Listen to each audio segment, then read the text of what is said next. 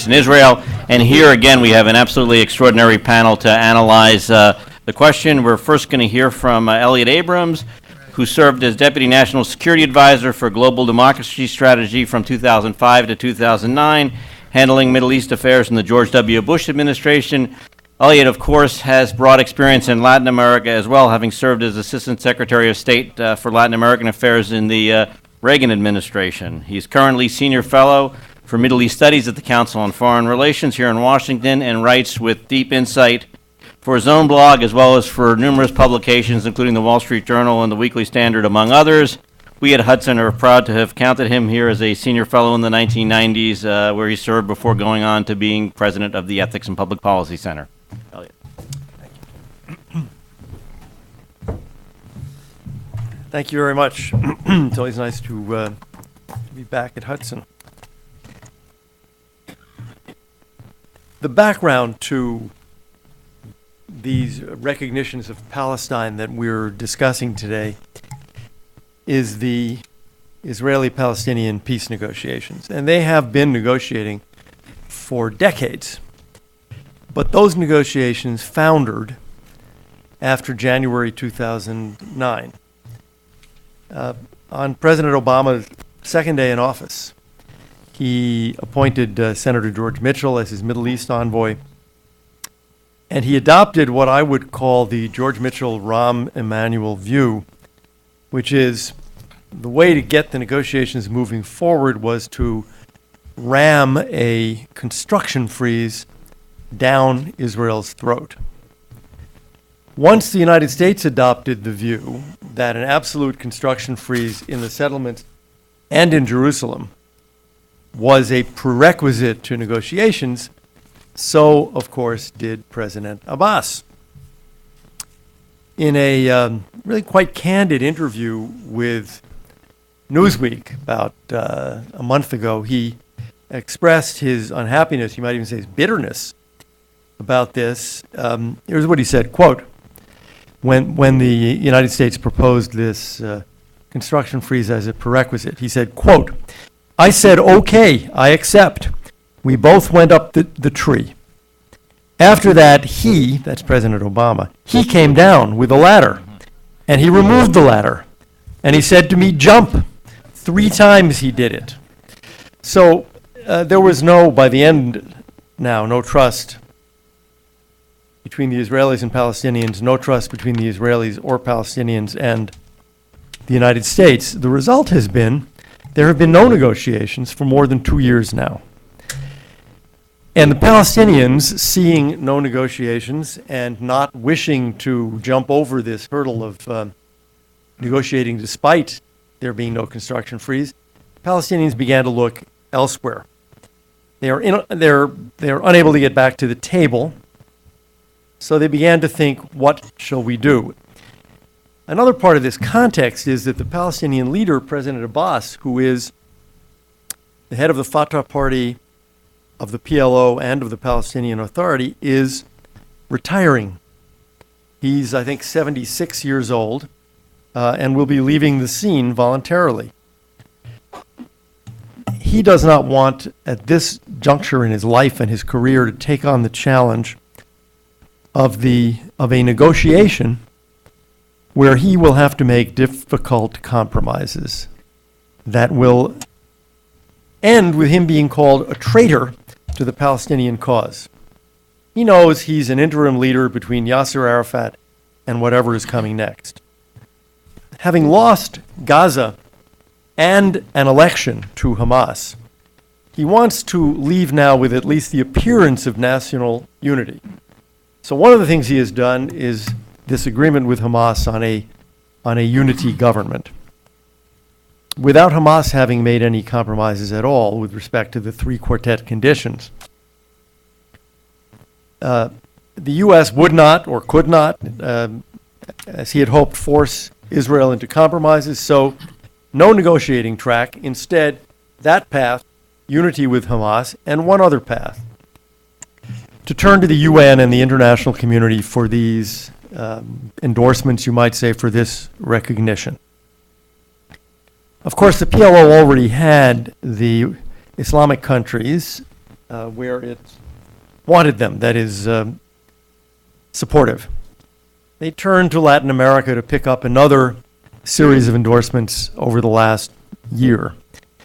And they got recognition of a sort from Brazil, Argentina, Paraguay, Ecuador, Bolivia, Uruguay. And in all of those cases, there was a mention of the so-called 67 borders. Chile, Peru, as we just heard, Costa Rica, recognized a Palestinian state without specifying the borders. The decision was, in most cases, I would say, pretty easy for the states in question. There was pressure from local Muslim communities. There was pressure from Arab governments, Arab embassies. The countervailing pressure from Israel or from local Jewish communities was not enough. I mean, one way of saying it is every single Muslim state said do it, and every single Jewish state said don't do it, and that's how they came out.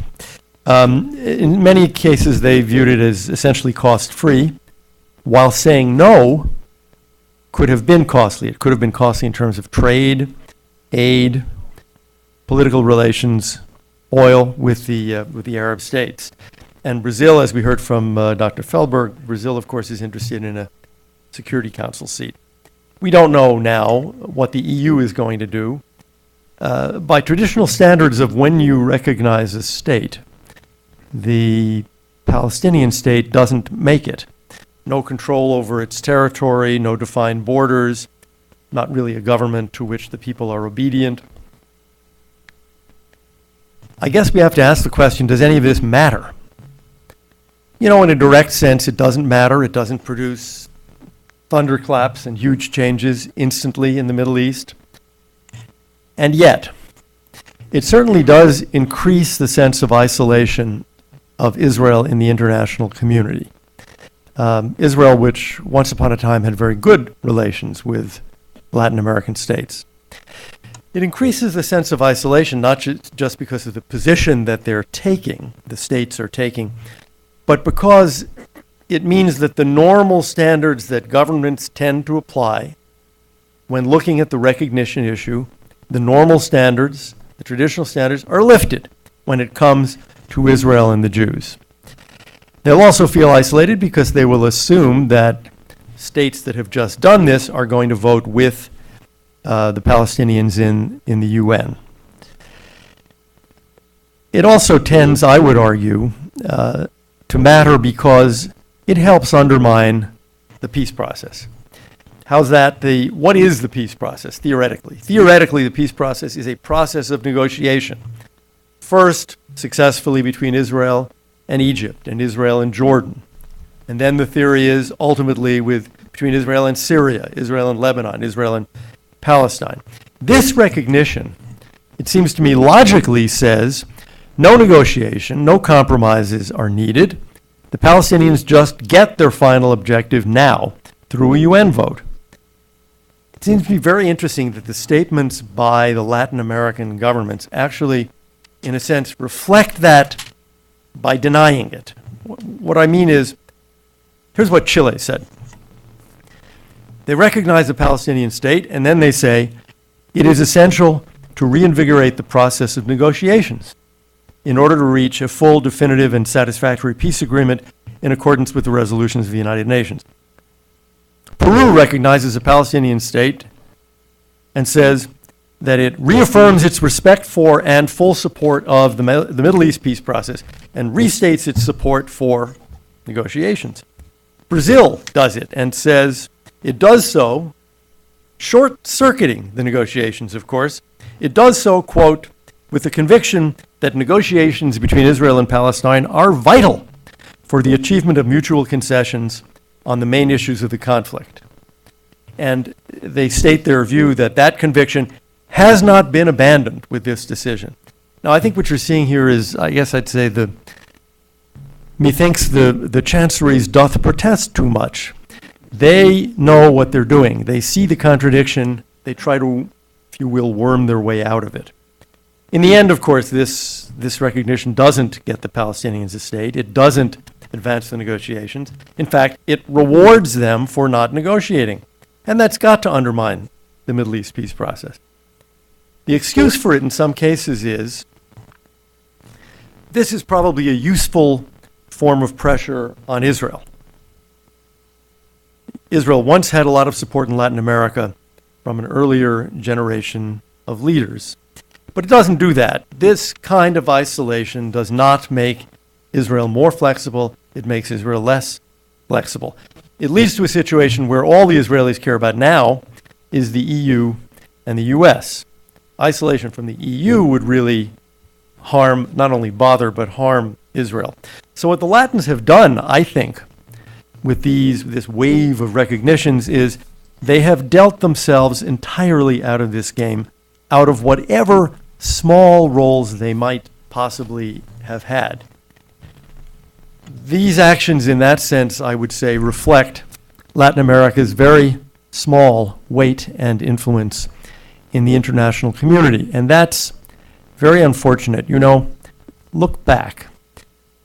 There was a moment, there was a decade, when Latin America democratized, let's say 1985 to 95 roughly, where you looked at Latin America and the leaders you saw were people like Alfonsín and Sanguinetti and Cardoso and Paz Estenssoro. And who was leading the UN? Pérez de Cuellar. And you had the impression that Latin America's weight in the international community would grow. But now, with the events in Ecuador and Bolivia and Venezuela, with the remarkable coming election in Peru, with a variety of dramas in Argentina, that moment seems to have passed. And I would argue that the foolish recognition of a Palestinian state in September is a symbol and a product of these unfortunate trends. Thank you.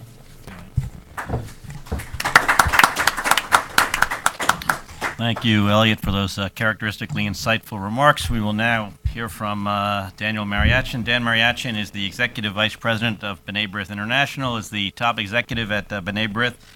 He directs and supervises programs in more than 50 countries. He knows Latin America well, has traveled extensively throughout the region, and has just returned from there. He has served on, his resume is awfully long. He served on numerous official U.S. Delegations to international conferences, and his op-eds and articles have appeared in literally every major U.S. publication, including the Wall Street Journal, the New York Times, the Washington Post, and so forth.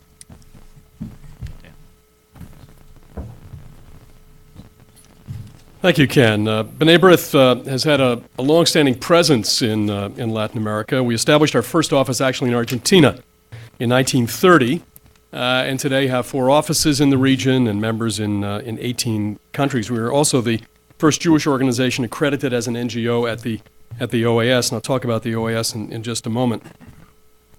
I'd like to begin by recounting a conversation I had with a Latin American diplomat in Geneva.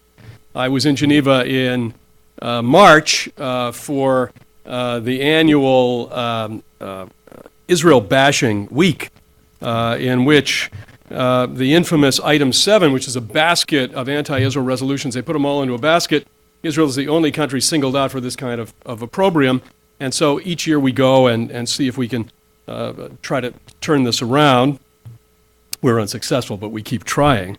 But at that particular point, this was right in the middle of this succession of recognitions by Latin American countries, and I went to see an ambassador from one country, and they had just recognized the Palestinian State, and my first question was, do you believe in negotiations, the negotiations between Israelis and Palestinians? He said, yes. I said, well, why did your country prejudge the outcome of that negotiation? And it took her a little while, and you know, a little while in that kind of conversation is about 4 seconds. And it took her a little while, and she said, well, you know, there's a great deal of frustration out there with the lack of progress in the peace process. A little bit after that, I visited another Latin American country and met with its foreign minister, its outgoing foreign minister, and they too, in fact, one of those countries this country was just referenced in Elliot's presentation. And I asked the same question. and got the same kind of answer. But this was a country that, in explaining its decision to recognize, went back to, and this is raised in the earlier part of the program today, well, in 1947, we recognized the partition. Now, that's true. They did in 1947. But to jump from 47 to 2011 without referencing various points along the way, the invasion of the new Israeli state in 1948, the creation of the PLO in 1964, the Six-Day War, the 1973 war, the logo used by many Palestinian organizations to this day, which is still basically the State of Israel. I mean, all of that comes in between. We think of Abu Mazen's New York Times op-ed piece of now a couple of weeks ago, which was an interesting op-ed, except that it was an exercise in selective history, or amnesia, historical amnesia. And so there were these recognitions. I would say, I'm not sure that all of this was thought through very well, but if it was, it certainly is very contradictory. Now, let's just move a little bit to the topic of this particular program. Salam Fayyad, the Prime Minister of the West Bank, Salam Fayyad embarked in 2009 on a program to create institutions of government for a future Palestinian state. But he said in 2009 very clearly that this is going to be a 2-year program, and 2011, I'm not sure we use this term exactly, 2011 will be the year of decision. And I'm not sure people actually listened to that part of it or thought very much about it, because everybody would say, well, 2011, 2 years, that's a short time span. If you can build the institutions, well, that's not a bad idea. But maybe there was a method to the madness. Elliot referenced a recent interview in Newsweek with Abu Mazen, but then there was the 2009 interview of Abu Mazen by Jackson Deal in the Washington Post, where, this is a loose paraphrase, but it's pretty close, where Abu Mazen said, and this is after the whole settlements flap, where he said, all I have to do is just sit here now, and this is all going to be brought to us. So maybe Fayyad was saying, and Abu Mazen certainly was saying, in that 2009 interview with Jackson Deal, that the Palestinian approach, even at that point, was to have the international community do the heavy lifting, to do the end run, to circumvent the real and necessary work of negotiations. 242 and 338 were referenced. Let's go to Oslo, the quartet. Every international effort at resolving this contentious issue has been based on negotiations. Sometimes there have been, sometimes there haven't. There have been peaks and valleys, but that's been the baseline of activity toward resolving the situation. Now, I want to bring it back to Latin America and then to conclude with some comments about the process going forward. I just want to refer to what I would refer to the Venezuela for just a moment, because I think that's important in understanding exactly where Latin America is today. Countries like Venezuela, Bolivia, Nicaragua, and Ecuador, they support and have supported the Palestinian strategy. We know that these are governments not only hostile to Israel, but have opened the door for Iran and other rogue regimes to set foot in the hemisphere. The demonization and delegitimization of Israel in those countries and by those countries have in fact reached unprecedented levels. Examples of this are recent exhibitions organized by the Ministry of Education, the Ministry of Information and Communication, Science and Technology in Venezuela, which compare Israelis to Nazis and denounces the alleged ethnic cleansing committed by the Israelis against the Palestinians. And the pure anti-Semitic rhetoric present in state-sponsored media in Venezuela and other places has reached unprecedented levels. And when the Venezuelan government decided to break relations with Israel during the Gaza campaign in January of 2009, Bolivia immediately followed suit. Nicaragua decided to suspend diplomatic ties, you heard what happened after, with Israel after the flotilla incident in 2010. And Ecuador not only withdrew its ambassador from Israel for consultations, but also tried to introduce a resolution condemning Israel at the 2010 OAS General Assembly in Lima. Now, beyond those countries, support for the Palestinian strategy in Latin America did come as a surprise to many. It came as a surprise to some in this country, to some in Israel. But the truth is that for several years now, most Latin American countries, including those that have had traditionally good bilateral relations with Israel, continuously vote against Israel at the United Nations and in other multilateral fora, aligning themselves with the Group of 77 and the OIC. There are a few exceptions, of course. Panama and Colombia have been referenced, Guatemala, and a few other countries. Now, the reasons are complex. You heard about them earlier. The issue is this really against Israel? Is this really, when you vote against Israel, are you voting against the United States in terms of the orientation of various foreign policies? There's no question that many countries, I think, do vote against Israel with that in mind, that they are also voting against the United States. Now, in the case of the recognition, and to bring it back to recognition, there's no question there was intense lobbying work on the Palestinian side in Latin America, kind of under the radar, I think, to a large extent, during the end of 2010 and into early this year. I think that lobbying effort was aimed at the summit of the Arab and Latin American countries, which had been scheduled for Peru in February of this year, and which was canceled because of the uprisings in North Africa and in the Middle East. Now, the drive for Palestinian recognition in Latin America is, of course, gained at obtaining garnering part of what the Palestinians hope will be 140 or 150 countries to make their point. There's no question that should this come to the UN Security Council, I think it became clear in President Obama's two speeches on Middle East / Israeli-Palestinian issues, one on Thursday and one on Sunday, that the United States does not support UDI, does not support this recognition plan. So let's assume for a minute that there will be a veto in the Security Council.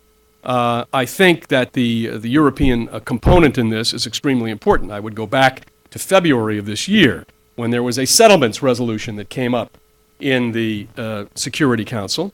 There was an American veto, and 14 countries voted for that resolution, including 4 from Europe, the UK, Germany, France, and Portugal. And one would have expected, at the very least, abstentions from our European allies. I think a U.S. veto essentially held the door open for those countries to walk through, and we certainly wouldn't want to see a repeat of that again in September. Clearly, the Palestinian side knows very well that the General Assembly does not have the authority under the UN Charter to admit a new member, even though they talk of uniting for peace and various maneuvers that have been tried in, I think, 1975 and 1981. But it's unlikely that that they will be able to achieve membership in the according to the bylaws or according to the Constitution. No question, though, maintaining and gathering the support for the initiative, they would hope to expect not only the marginalization, expect to marginalize Israel, but also to embarrass the U.S., as they did in February with the settlements resolution, when essentially a finger was stuck in the eye of the United States on the issue of bringing this resolution to the Security Council. Now, what happens now? All of these recognitions, 11 of them in South America. Panama has not. Mexico actually has not. Colombia has not. And more likely than not, they will not if they haven't by now. And the numbers probably will stay the same in Latin America. But I certainly agree with Elliot and with all else that's been said about this issue of circumventing negotiations. It would have a catastrophic effect on the peace process, raising Palestinian expectations to unmeetable levels, and again reinforcing in the Israeli mind that nothing they do is okay in the eyes of the international community. And therefore, this ambassador that I met in Geneva, who was frustrated, if I were an Israeli, I'd be frustrated, at least with the international community in terms of the way it's been treated. Now, the reconciliation between Fatah and Hamas has added an extra layer of uncertainty, and that's certainly a mild way of putting it. to the whole notion of recognition. Now, the two Obama speeches, and I'm sure what's going to go on in Europe this week and over the summer, will certainly be a lot of grist for discussion on this issue going forward. Now, what we've been doing, and I think others have been doing as well, is even those countries that may have offered this recognition, whether they be in Latin America or elsewhere, ought to consider in September whether or not they want to cast their vote for. It's not a matter here of national pride. It's not a matter of sticking a finger in the eye of the U.S. or any other party, but it is a matter of if you really believe in a possible resumption of negotiations. And, many in Europe, I think the Council of Ministers in Europe had a statement yesterday calling for urgent resumption of negotiations. Whether or not that's in the offing, I'm not sure. But certainly, if anyone believes in the process or believes in a resumption of the process, unilateral declaration and recognition is not the way. Thank you.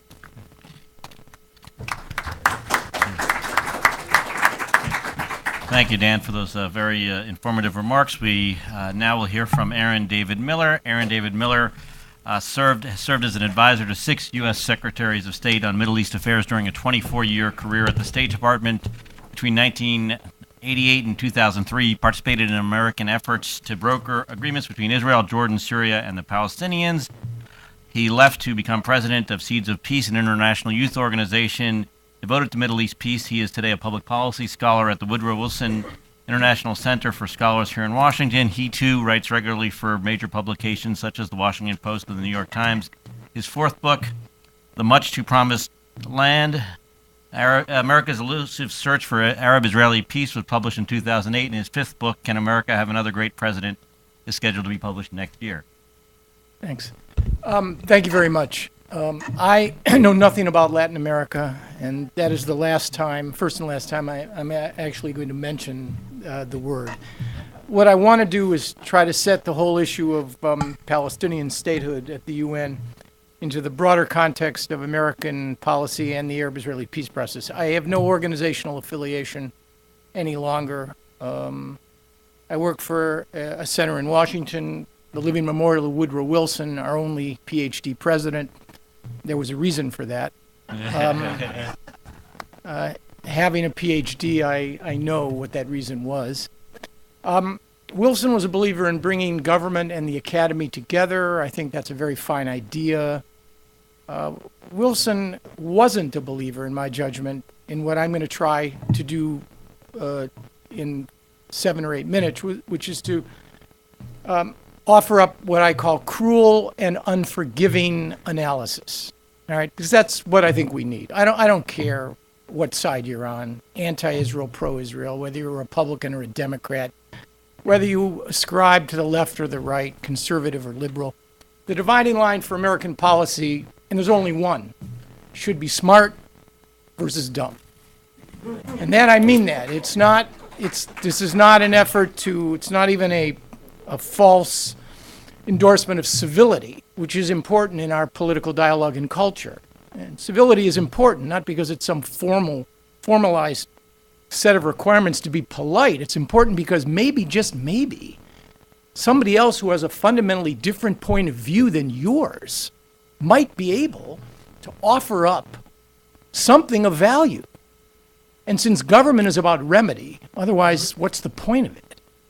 We ought to be looking for remedies on the smart side, not on the dumb side. It was Mencken, one of our great philosophers, who said that in a democracy it's unfashionable to talk about the disease without talking about the remedy. Mencken was wrong about many things, but he was absolutely right about this. Talking about the disease is absolutely essential. Understanding the way the world is before you come up with an RX to try to change it is really important. Because America gets itself into trouble when we don't look at reality and we make policy on the basis of the world the way we want it to be rather than on the way the world really is. In this case, the disease, I don't like that word, dis-ease. I like that much better. is an Arab-Israeli peace process which at the moment suffers from fundamental and structural problems. And what the Palestinians are doing tactically, since statehood is not, at the UN, is not a strategy, it's a tactic, even they don't believe in it, is a response and a reflection of the dysfunction that exists. And that dysfunction is driven, and I'm not here to moralize or editorialize, it's driven by three basic realities. The gaps on the core issues that separate Israelis and Palestinians, Jerusalem border security and refugees, are large. And the notion that everybody knows where this problem is going to end, how it's going to be resolved, is in fact to trivialize and demean just how hard it's going to be to get to a conflict-ending agreement. Yes, fine, everybody knows where it's going to end, but then again, getting there is what it's always been about. Number two, the leaders who are tasked with this challenge are prisoners of their constituencies. They are not masters of their politics. The Begins, the Sadats, the Rabins, the Husseins, even the Arafats in his first incarnation are gone. Where are the great men and women who are prepared to step up and make these decisions? We do not have statesmen. We have politicians.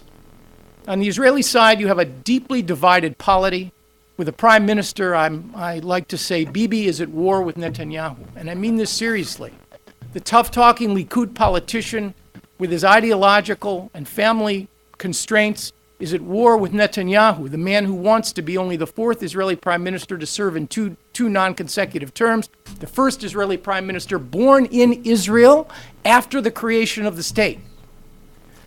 He's an authentic, legitimate response to Israeli politics and society.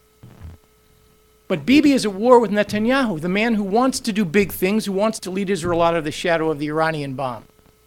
And then there's Mahmoud Abbas and the Palestinian national movement over which he presides. Even today, a Noah's Ark. It is a Noah's Ark. There are two of everything. Even in the face of virtual unity, there are two of everything. And unity will remain elusive. It will not unify guns, it will not unify money, and it will not unify political strategy. If it doesn't do any of that, what is it?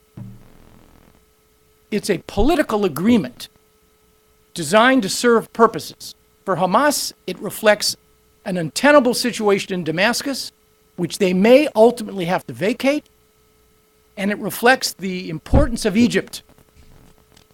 Rafah is critical to Hamas's viability, and Egypt brokered this accord. Egypt wanted this, and Hamas did this in large part for Egypt. This was not done in a peace process context. It had nothing to do with the peace process. And finally, an uncertain regional environment. Big gaps, weak leaders, uncertainty in the region. That is why we have a problem in the Arab-Israeli peace process. So the question is, from my point of view, since I still cling to the notion, illusory though it may be right now, that negotiations still offer up the only possible pathway to a conflict-ending agreement, what do you do about a Palestinian initiative designed to create virtual statehood in September? I'm not sure that's going to be possible. I think that the president's speech on Thursday, as you look for why would the president give such a speech on the eve of the visit of the Israeli prime minister at a time when there's absolutely no chance for negotiation, in the wake of a Fatah-Hamas unity deal, almost certain to be criticized not only by Republicans, by liberal Democrats who comprise his own base. Why would the president do this? This was not driven by ideology. It wasn't driven because the president believes it's possible to have a peace process. It was driven, like most things in government, or many things, by scheduling and by the reality that the president is off to the G8.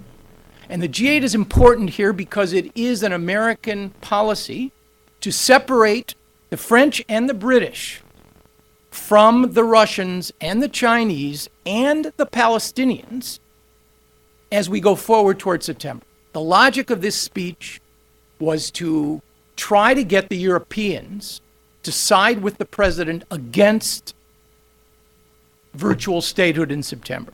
Will it work? I don't know. But that is the logic.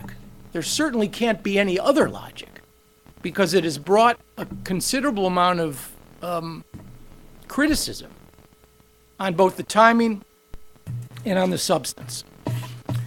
A few additional points.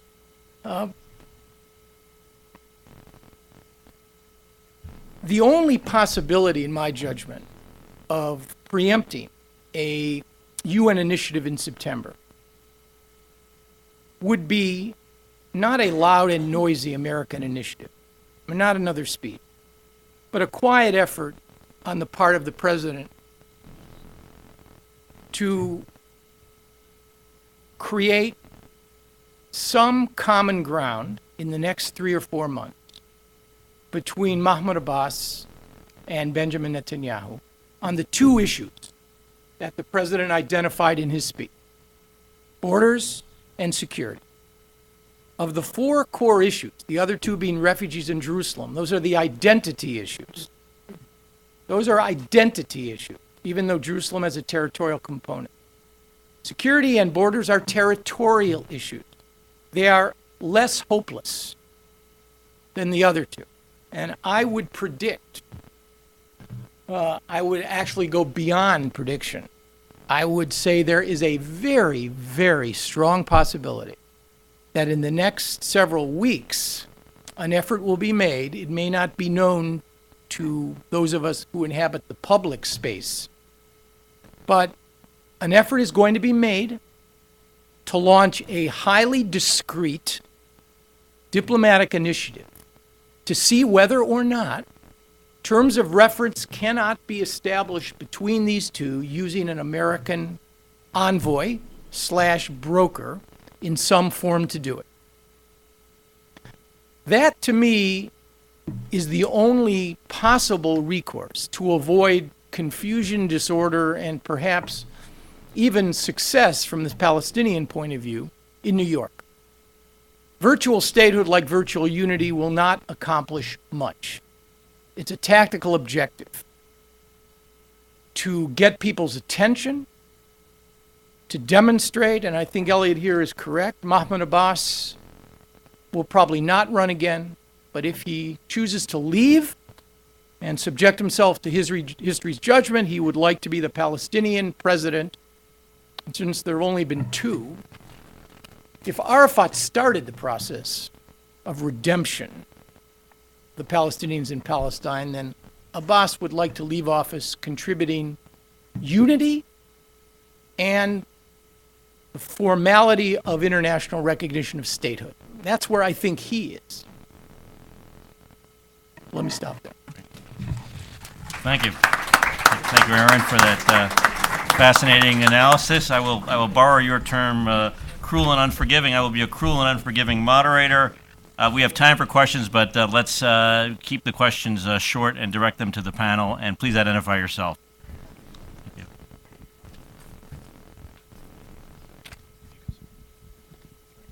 you. Stuart Sloan, Vice Chairman of the American Jewish International Relations Institute.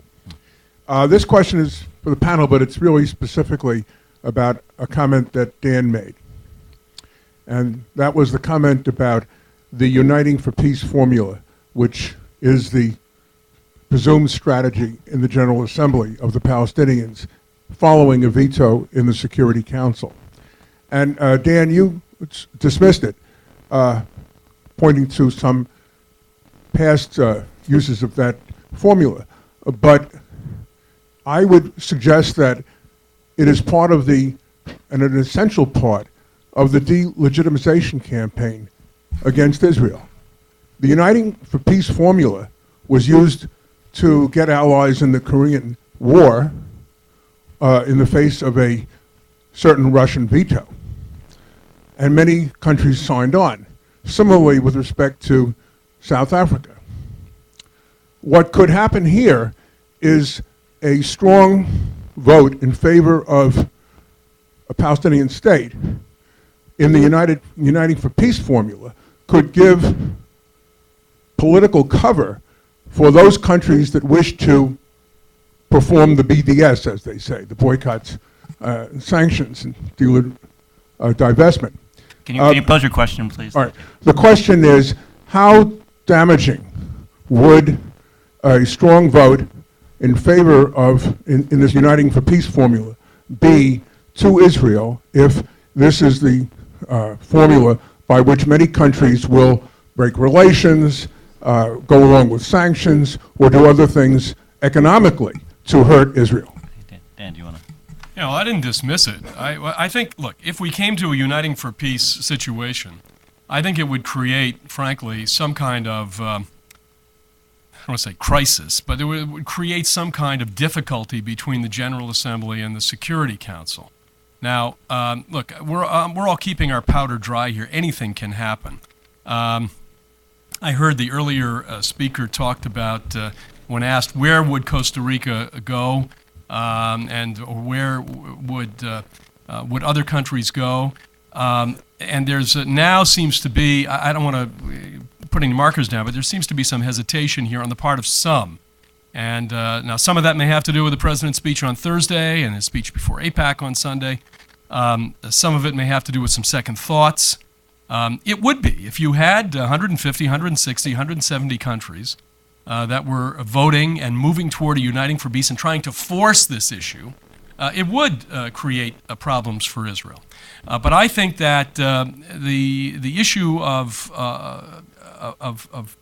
who is the first among equals between the Security Council and the General Assembly on issues relating to sovereignty and the creation of states and the blessing, if you will, quote unquote, of new states, I think would create some kind of crisis. So it's probably a little bit too early to tell. I mean, we're taking the temperature almost every week on this issue to see where countries are headed. But yeah, it would. If it went to that point, it would cause increased isolation for Israel and difficulty for Israel.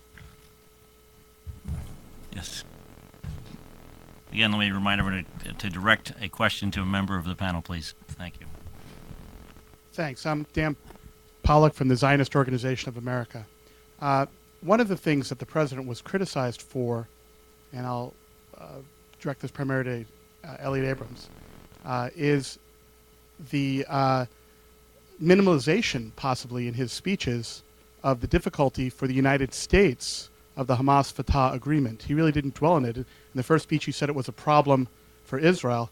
In the second speech at AIPAC, he said it was a problem for the United States as well. But it's the suspicion by those of us in the pro-Israel community is sometimes we're thinking that the United States is looking for a way out of that problem in order to restart negotiations.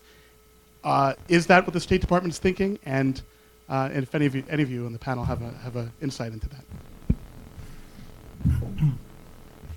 I think it's certainly what the rest of the quartet is thinking.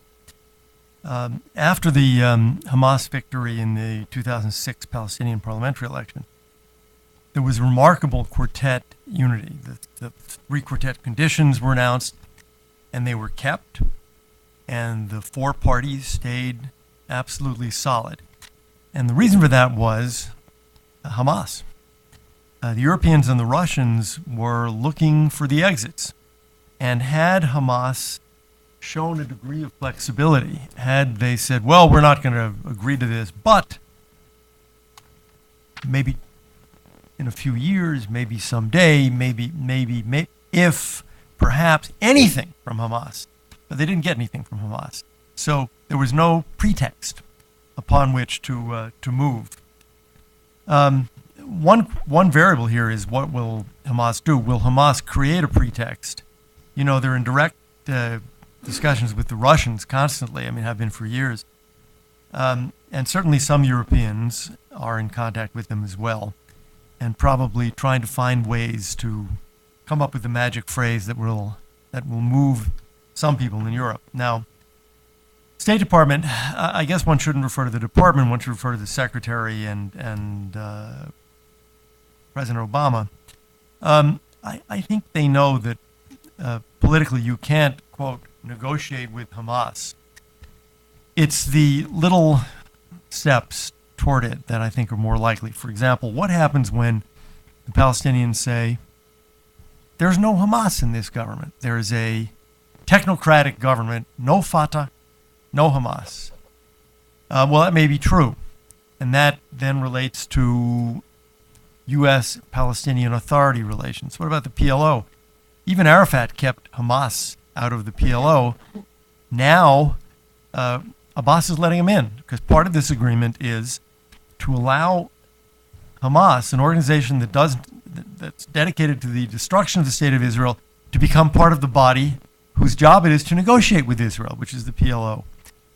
So I worry about it. I worry about small, incremental moves away from a hardline position. And what will save us, frankly, is not going to be the State Department. It's going to be Hamas, which, people in Europe are always surprised to find that when they say they're in favor of the destruction of Israel, they're in favor of the destruction of Israel.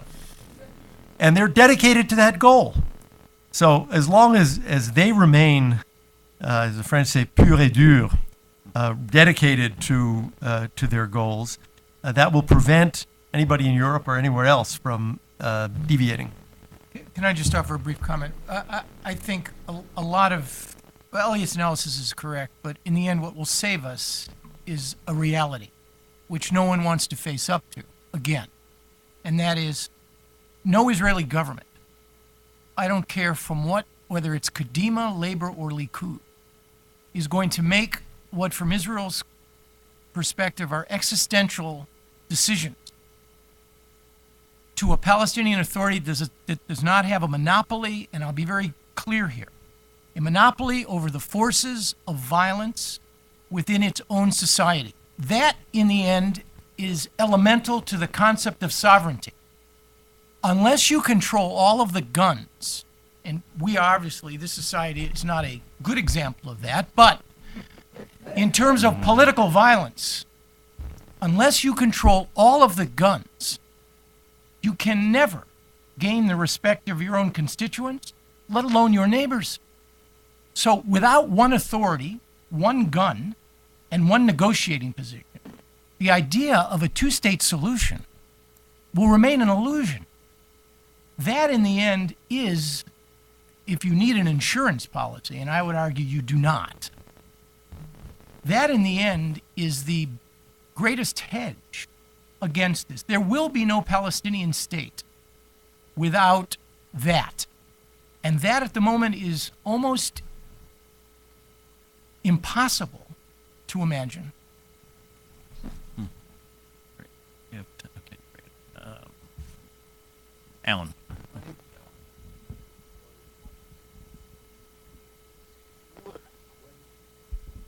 When the president stressed the fact that you would have a demilitarized Palestine, and he hasn't stressed that very often, but when he made that stress, doesn't that answer the question that you just raised?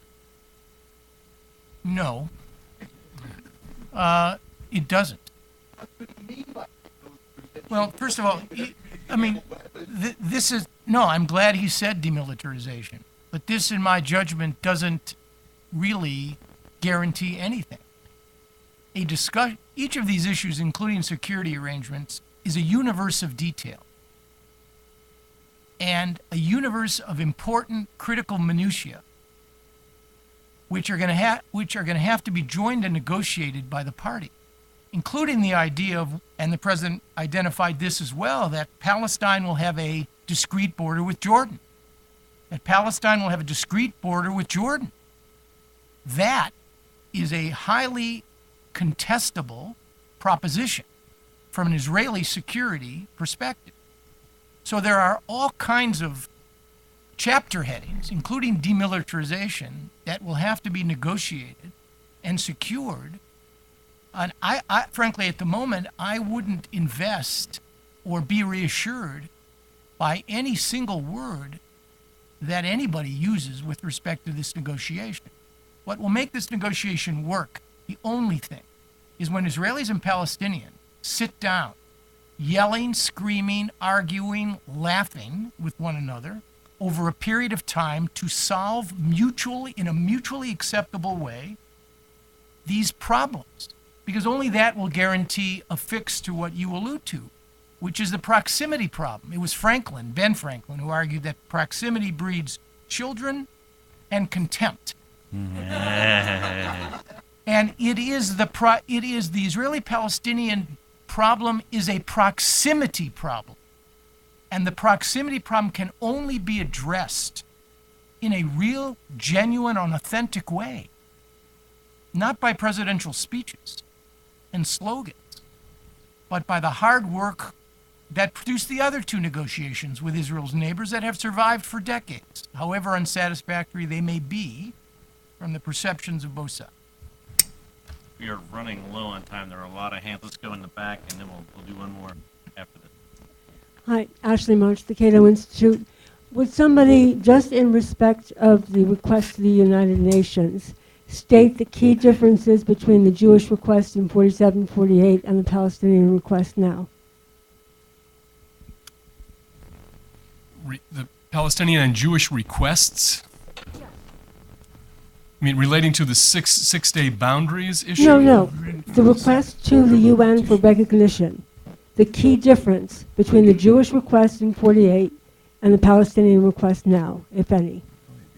Well, I just take one. The UN did not, in a sense, respond to a Jewish request. The UN gave the British a mandate in Palestine. And when it gave the mandate to the British, it did so, this is after the Balfour Declaration, having in mind the establishment of a Jewish state. The partition plan called for the establishment of a Jewish state and an Arab state in Palestine. The problem we have now is that while, as Prime Minister Netanyahu said to Congress, I believe his number was 6 consecutive Israeli prime ministers have been willing to acknowledge the Arab-Palestinian state, there has not yet been a Palestinian leader willing to acknowledge the foundation and existence of a Jewish state, the other half of the partition resolution. A little less. What are you saying? You are saying that this mutual recognition between the PLO and Rabin, Arafat is not a recognition of the state of Israel? Even going to the United Nations is an affirmation of the recognition of the state of Israel within the 1967 boundaries. So it's not really what you are saying is not accurate. And what Netanyahu said yesterday was totally inaccurate.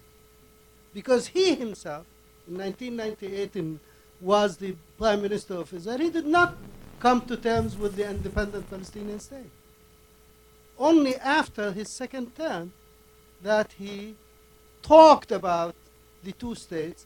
And if you listen to him yesterday, the state he is talking about is not a state. It's a mockery of a state. And I will tell you, no Palestinian leader or even Palestinian citizen will accept a state under the terms that Mr. Netanyahu is talking about. So let's be accurate when we come to this. And even, let me tell you this. But I want to make one final remark. If there's one person in the Palestinian people who believes in non-violence, it is Mahmoud Abbas, and you know that, Aaron, and you know it yourself, because he was the only Palestinian who stood to say that I am opposed to violent intifada, even when Arafat was still alive. And he was criticized and he was demonized because of his position. So he knows what it entails to bring Hamas in. He's going to the United Nations with Hamas with him in a unity government recognizing the right of Israel within the 1967 boundaries. So let's just set the record straight on those issues. Sure, thank you. Well, we have a different view of this. In June 2003, then Prime Minister Abbas came to Aqaba and opposed terrorism, both on two grounds. First, because it's harmful for the Palestinian people. It does not serve the interests of the Palestinian people. And secondly, because it is wrong and immoral, he said. It was a complete renunciation of terrorism. Yet, twice now, once in the Mecca Agreement in 2007 and now 2011, he is seeking to create a unity government with a terrorist group. Moreover, that terrorist group is dedicated to the destruction of the state of Israel. Ismail Haniyeh, the Hamas prime minister, said this month that the goal is the end of the Zionist project in Palestine. That's who he's creating a unity agreement with. So I think it's hard to say that that is so clearly the Palestinian position. As to what the Palestinians will accept, you know, if you look at the WikiLeaks versions of what Palestinian negotiators were talking to the Israelis about, it's not, it doesn't seem to me to be so far. I remember conversations about the establishment of a Palestinian airport back in those days when there were negotiations. And I remember then Secretary of State Rice saying to the Palestinian delegation, you know, we in the United States have enormous difficulties, not just on 9/11, but since 9/11, in maintaining the security of our airports. You're not going to be able to do it. And the Israelis would be nuts to allow you to establish an airport. Now, is this a violation of Palestinian sovereignty? You bet your life to say to a country, you can't have an airport. But one has to be realistic about this. If there is going to be an agreement on the establishment of a Palestinian state, it is going to have its sovereignty limited in that agreement in a number of ways. It's not such a crazy idea. Every single country in Europe has made agreements that limit its sovereignty in ways that most Americans would find bizarre and most Latins would find bizarre. But they did it in the EU, and they did it voluntarily, and they believe it is in their interest. So either that's going to happen in a final status agreement, or, and I would have to say I agree with Aaron, we're not really on the verge of a final status agreement anyway. We're not anywhere near it. But what I find striking is not what, I'll just end with this, sorry, not what Arafat said in speeches or Abbas said in speeches, but rather that when an offer, an actual genuine offer was made to Arafat by Barak at the cost of Barak's prime ministership, he turned it down. And when Ehud Olmert did the same thing in his last months in office to President Abbas, he turned it down. And that, it seems to me, is a more significant indication of the fundamental Palestinian position than speeches. Ken, if I may, just one point on recognition. One point on recognition. The issue of recognizing Israel is quite frankly becoming more and more disingenuous. And that's why the Prime Minister, but not just the Prime Minister, but so many others, talk about recognizing a Jewish state. Now President Obama is using the term in every speech he makes, in every comment he makes about a Jewish state. And it's an important point to make.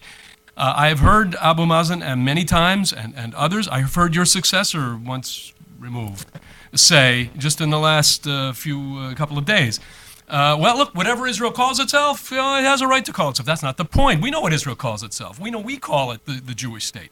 The issue is, it's very important, and it's important for reasons that you know. So it's not just a matter of recognizing a Palestinian state and nobody could ever accept it because the terms are so draconian. There's another issue here, and the issue is the recognition of a Jewish state. There's a reason for it in terms of renunciation of claims and getting to the end of this process. So I didn't want to leave that particular point open because it's important. Sure, Just Aaron, one and this will be the final last, point- yeah. One final point of this. I mean, the Palestinian issue is idiosyncratic. When the Egyptians and the Israelis negotiated, and the Israelis and the Jordanians negotiated, there may have been a desire on the part of the Israelis to have Israeli recognition as the Jewish nation state of the Jewish people formally incorporated into their treaty arrangements. It was never incorporated. And it was never incorporated because the Egyptian and Jordanian treaty models, for many reasons, are much different. This gets to the core issue of identity and proximity. And it is because of identity and proximity and the corresponding fears on those two issues that this issue will be joined, must be joined. And it's just another challenge that's going to have to be overcome, difficult though it may be. Look, I want to thank our panelists. This has been an extraordinarily enlightening discussion. And on behalf of my colleague Jaime Darrenblum, I want to thank everyone for coming and thank our Hudson Institute communications team for pulling this event together. Thank you very much. Great discussion. Dr. Miller?